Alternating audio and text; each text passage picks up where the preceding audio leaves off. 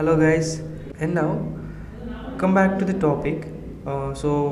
Before going to the generative AI and prompt engineering, let me give brief introduction about NLP. So ఇది ఎలా ఉంటుంది అని అంటే మనం ఎప్పుడైనా హీరో గురించి ఇంట్రడక్షన్ కానీ ఏమన్నా చెప్పినప్పుడు హీరోకి ఒక స్టోరీ ఉంటుంది, ఓకే, ఒక బ్యాక్గ్రౌండ్ స్టోరీ ఉంటుంది, ఒక హిస్టరీ ఉంటుంది. అలాగే ఈ ప్రాంప్ట్ ఇంజనీరింగ్ ఇక్కడ వరకు రావడానికి కూడా ఒక హిస్టరీ ఉంటుంది కదా, ఆ హిస్టరీని డిస్కస్ చేసుకుందాం. So first of all prompt engineering అనేది జనరేటివ్ ఏఐ అనే కేటగిరీలోకి వస్తుంది. ఈ జనరేటివ్ ఏఐ అనేది ఎన్ఎల్పిలోని సబ్ టాపిక్.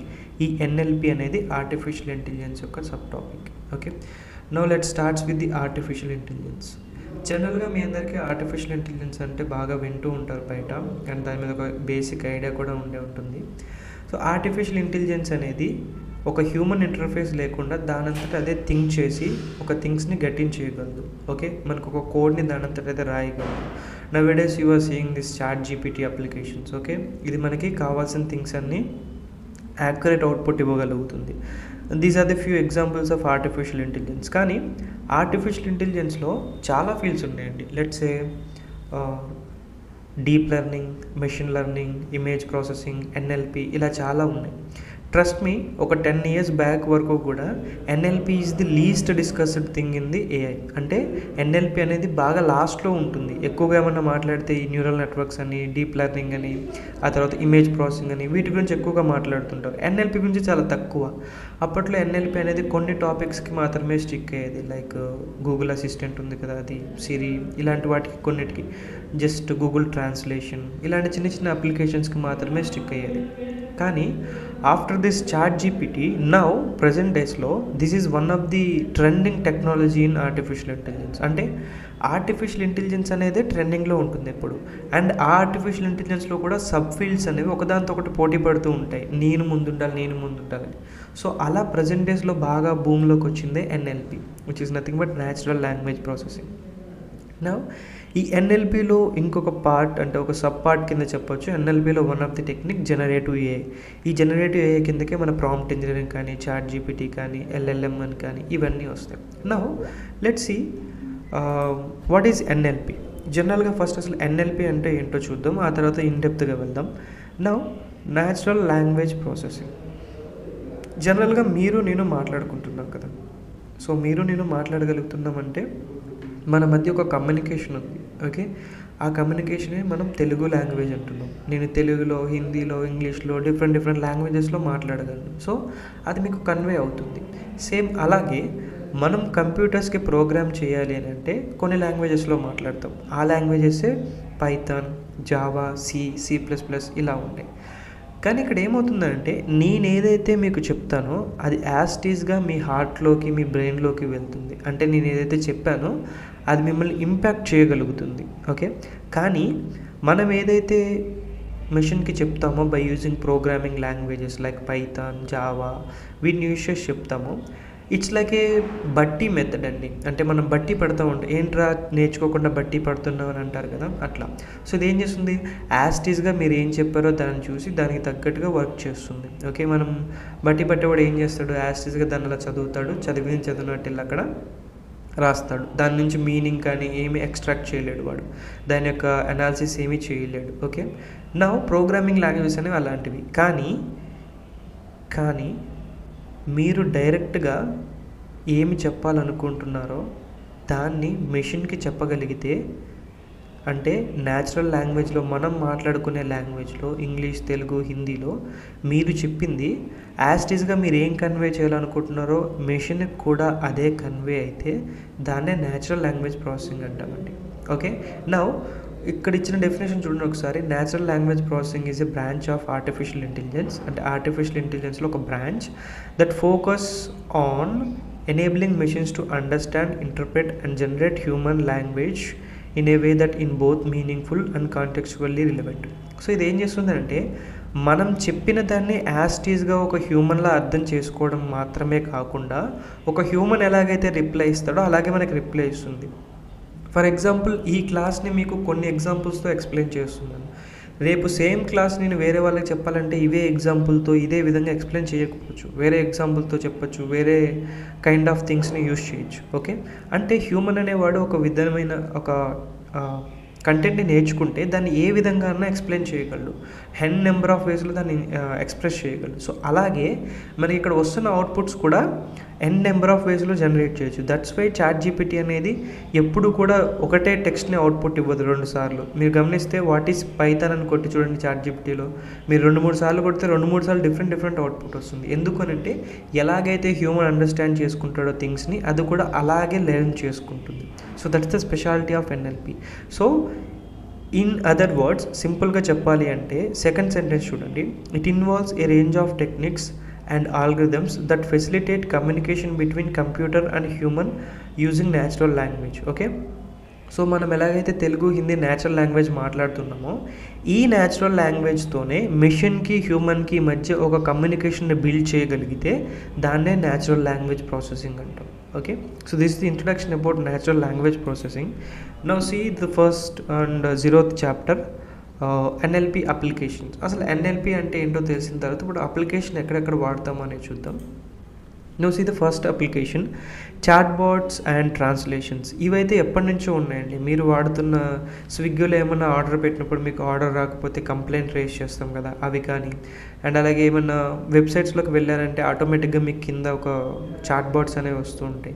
ఇవి ఎవరు హ్యూమన్స్ ఉండేవాళ్ళు కాదండి, డైరెక్ట్గా అక్కడ ఒక మన కంపెనీ డీటెయిల్స్ అవన్నీ అందులో ఇన్బిల్ట్గా ఇచ్చేస్తే ఒక చాట్ బాటే దాని రెస్పాన్సెస్ అనేవి జనరేట్ చేస్తుంది. కానీ దీనికి ఒక డిసడ్వాంటేజ్ ఉంది, అప్ టు సమ్ లిమిట్ వరకు.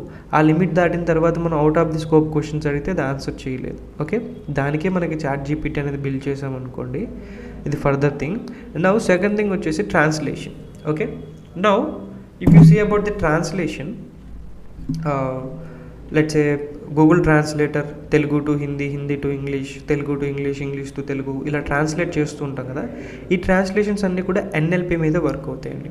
And then text summarisation and information extraction. అంటే ఏదైనా టెక్స్ట్ ఉందనుకోండి, దాన్ని సమ్మరైజ్ చేస్తాయి. అంటే అసలు అందులో ఏముంది ఓవరాల్ కానీ, నేను ఒక 2-3 పేజెస్ ఆఫ్ టెక్స్ట్ ఇచ్చాను అనుకోండి, అందులో సమ్మరైజేషన్ చేస్తుంది అనమాట ఇది. అండ్ సెకండ్ వన్ వచ్చేసి ఇన్ఫర్మేషన్ అట్రాక్షన్. సో ఇందులో ఏదైతే ఇన్ఫర్మేషన్ ఉందో నాకు స్టెప్ బై స్టెప్ ఎక్స్ట్రాక్ట్ చేసుకోవచ్చు ఎన్ఎల్పి యూస్ చేసి. And then content generation and writing assistant. So ఇది మీరు రీసెంట్గా చూస్తున్నారు, కంటెంట్ జనరేషన్ అనేది. మనం దేని గురించి క్వశ్చన్ అడిగినా మనకి కంటెంట్ జనరేట్ అవుతుంది చాట్ జీపీటీలో. Okay, and then auto completion and spam filtering. Auto completion అని అంటే జనరల్గా మీరు ఏదైనా టెక్స్ట్ చేస్తుంటే ఫ్రెండ్స్కి మీకు టెక్స్ట్ అనేది ఆటోమేటిక్గా కనిపిస్తూ ఉంటుంది. ఓకే, లెట్స్ ఏ స్టూడెంట్ అని కొట్టాలనుకోండి, STUD అని కొట్టగానే స్టూడెంట్స్ అనేది వచ్చేస్తుంది. So this is what auto completion. And then spam filtering. మీకు ఒక్కోసారి వస్తూ ఉంటుంది చూడండి, ఐఫోన్ విన్ అయ్యారు, 5 లక్షలు గెలుచుకున్నారు, లేకపోతే ఒక కార్ విన్ అయ్యారు, లక్కీ డ్రాలో మీరే లక్కీ డ్రా వచ్చింది, ఇలాంటి థింగ్స్ అన్నీ ఉన్న వాటిని అన్నిటి కూడా స్పామ్లోకి ఫిల్టర్ చేస్తుంది. ఎందుకంటే ఇట్ నో ఫ్యూ డీటెయిల్స్, అంటే స్పామ్లా కనబడడానికి ఎటువంటి ఫీచర్స్ ఉంటాయో ఆ ఫీచర్స్ కనబడితే అది స్పామ్లోకి పంపించేస్తుంది మన మెయిల్ బాక్స్లోకి లేకుండా. So these are the basic applications of NLP. Okay, and now when it comes to the introduction to the generative AI and OpenAI, so I'm gonna take some time to introduce OpenAI to you. So చాలా మందికి తెలియని విషయం ఏంటి అని అంటే, chat GPT అందరూ వాడతారు కానీ దీని పేరెంట్ కంపెనీ వచ్చేసి OpenAI అని చాలామందికి తెలీదు. సో OpenAI అనేది చాట్ జీపీటీని ప్రొవైడ్ చేయడమే కాకుండా మీ ఓన్గా మీరు చాట్ జీపీటీ లాంటి అప్లికేషన్స్ క్రియేట్ చేసుకోవాలన్నా, లేకపోతే చాట్ జీపీటీని ఎక్స్టెండ్ చేసుకోవాలన్నా కొన్ని డెవలపర్ ఆప్షన్స్ అనేవి అవైలబుల్గా ఉంటాయి. ఇవి చాలా కొంతమందికి మాత్రమే తెలుసు. అండ్ సెకండ్ థింగ్ వచ్చేసి, ఎవరన్నా కానీ ప్రాంప్ట్ ఇంజనీరింగ్ అంటే ఇవాళ రేపట్లో చాట్ జీపీటీలో ప్రాంప్ట్స్ ఎలా కొట్టాలి ఇలాంటి థింగ్స్ మాత్రమే చెప్తున్నారు. Okay, they are not doing the real things అనమాట. Now we are going to explain those things. Now first of all దీనికోసం మీరు మీ దగ్గర ఉన్న కరెంట్ బ్రౌజర్ ఏదో ఒకటి ఓపెన్ చేసుకోండి. ఆ బ్రౌజర్లో ఒక కొత్త ట్యాబ్ ఓపెన్ చేసి ఫస్ట్ ఆఫ్ ఆల్ OpenAIని ఓపెన్ చేసుకోండి. ఓకే, ఈ OpenAIలో మీరు లాగిన్ అవ్వాల్సిన అవసరం ఉంటుంది. ఒకవేళ మీకు అకౌంట్ అయితే లేకపోతే మీరు క్రియేట్ చేసుకోండి, సైన్ అప్ కొట్టండి. సో ఐ హ్యావ్ అకౌంట్, నేను లాగిన్ అయ్యాను. వన్స్ మీరు లాగిన్ అయిన తర్వాత you have 2 things, ChatGPT and API. So ChatGPT అనేది ఏంటి అంటే మనం అందరం వాడుకునే థింగ్. దీన్ని డైరెక్ట్గా చాట్ జీపీటీ అని కొట్టినా మనకు వస్తుంది. కానీ మనం చూడాల్సిన థింగ్ ఏంటి అంటే ఈ API, integrate OpenAI modules into your application or business. అంటే ఓపెన్ఏఐ ఓపెన్ఏఐ మాడ్యూల్స్ని మీ యొక్క అప్లికేషన్స్లో, మీ యొక్క బిజినెస్లో మీరు ఓన్గా అప్లై చేసుకోవచ్చు అని చెప్తుంది. సో దాన్ని ఓపెన్ చేద్దాం.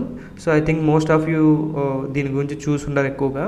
So this is the over view, this is the home page of OpenAI API. Now in this we have capabilities here. Okay, అసలు ఓపెన్ఏఐ ఏమేమి చేయగలుగుతుంది అంటే, అపార్ట్ ఫ్రమ్ ChatGPT ఓపెన్ఏఐ చాలా చేయగలదు.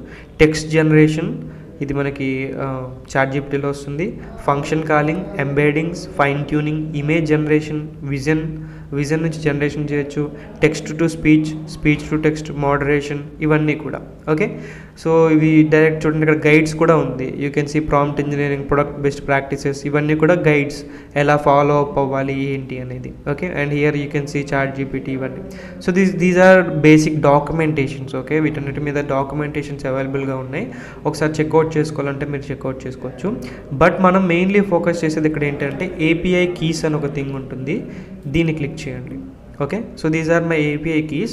You can directly create new API key. ఒక్కసారి create చేసుకున్నాక మీకు కూడా API కీ వస్తుంది. దీన్ని కాపీ చేసుకుని ఏదన్నా ఫైల్లో పేస్ట్ చేసుకుని సేవ్ చేసుకోండి.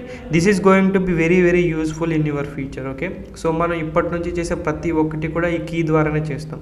ఇప్పుడు అసలు ఈ కీ ఏం చేస్తుంది, what is the use of this key అని అంటే, జనరల్లీ ఈ కీ అనేది ఒక mini version of OpenAI, mini version of ChatGPT అనేది మీరు రన్ చేసుకునే యాక్సెస్ ఇస్తుంది. అంటే సింపుల్గా ఓపెన్ఏఐ వాడి డేటాబేస్ అంతటికీ మీకు యాక్సెస్ ఇస్తుంది. This is not a direct action, this is calling action. Okay, so మీరు డైరెక్ట్గా ChatGPTలో ఎలాగైతే క్వశ్చన్స్ అడుగుతారో అలాగే ఈ కీని యూజ్ చేసుకుని అలాంటి సేమ్ అప్లికేషన్ని మీ యొక్క వెబ్సైట్లో కానీ మీ యొక్క అప్లికేషన్లో కానీ క్రియేట్ చేసుకోవచ్చు. So that's why this key is very very useful. ఈ కీ లేకుండా మీరు ఈ డెవలపర్ థింగ్స్ అనేవి చేయలేరు. Okay, so first you need this API key. Now once API key అనేది వచ్చిన తర్వాత you need to understand about generative AI and OpenAI. Okay, so ఆ కీని జనరేట్ చేసుకుని పక్కన పెట్టుకోండి. నేను ఫర్దర్ సెక్షన్స్లో చెప్తాను what you want to do, ఏం చేయాలి అనేది. Now what is generative AI?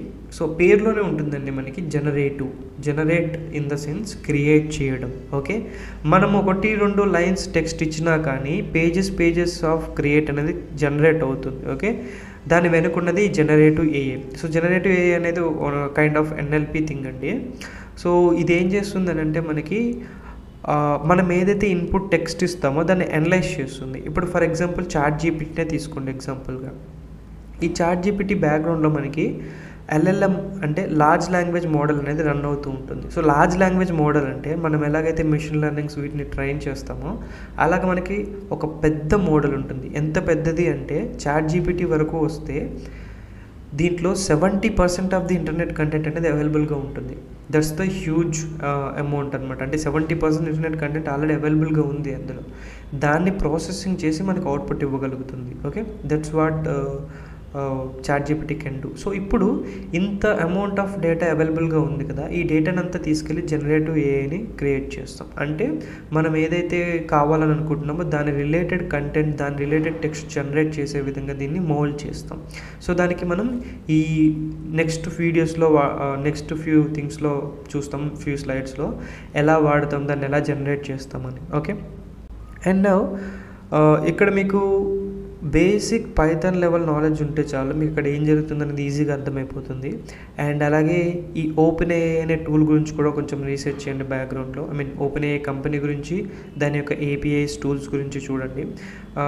This is one of the revolutionary product అనమాట. ఇది కూడా ఒక రివల్యూషనరీ కంపెనీ. సో దీని నుంచి ఇప్పుడు మీరు రోజు చూస్తున్న మోడీ సాంగ్స్ పాడడం కానీ, లేకపోతే audio modulation, video modulations, image generations, ఇవన్నీ కూడా ఆల్మోస్ట్ ఆల్ ఈ ఓపెన్ఏఐ API కీ యూజ్ చేసుకుని జనరేట్ చేస్తున్నాను. అంటే మనమంతా ChatGPTని వాడుకుంటూ ఎగ్జామ్స్ కోసమో బ్లాగ్స్ కోసమో వాడుకుంటూ నేను ChatGPTని బాగా వాడుకుంటున్నా అని ఆనందంగా ఫీల్ అవుతున్నాను. కానీ అది కాదండి అసలు థింగ్. అదే ChatGPTని యూజ్ చేసి మీ ఓన్గా మీ ఓన్ థింగ్స్ని మీరు క్రియేట్ చేసుకోగలగాలి. Okay, so that's what all generative AI and OpenAI about. Okay, so అదే మన ప్రాంప్ట్ ఇంజనీరింగ్ యొక్క మెయిన్ ఎయిమ్ అండి. ఓకే, ఇక్కడ మీరు జనరేటివ్ AI యొక్క డెఫినేషన్ చూసుకుంటే, generative AI refers to artificial intelligence system or models capable of generating new original content or data that resembles human generated outputs. దీని యొక్క పని ఏంటి అని అంటే, మనిషి ఎలాగైతే ఒక టెక్స్ట్ని రాస్తాడో, ఇప్పుడు ఫర్ ఎగ్జాంపుల్ నేనే ఒక బ్లాగ్ ఉంది, లేకపోతే ఒక ఆర్టికల్ ఉంది, దాన్ని చదివి నాకు అర్థమైంది నేను ఎలా మళ్ళీ దానికి రిప్లై రాయగలను, అదేవిధంగా జనరేటివ్ ఏఐ కూడా దానికి ఒక రిప్లై రాయగలదు. ఓకే, సో దీన్నే మనం జనరేటివ్ ఏఐ అంటున్నాం. సో ఇలాంటి థింగ్స్ని యూస్ చేసుకుని నవ్ వీఆర్ కంబైనింగ్ ఎన్ఎల్పి, అందులో ఉన్న generative AI plus LLM, large language model, to create your own application. Even ChatGPT కూడా అలాగే జనరేట్ అయిందండి. ఓకే, అలాగే క్రియేట్ అయింది.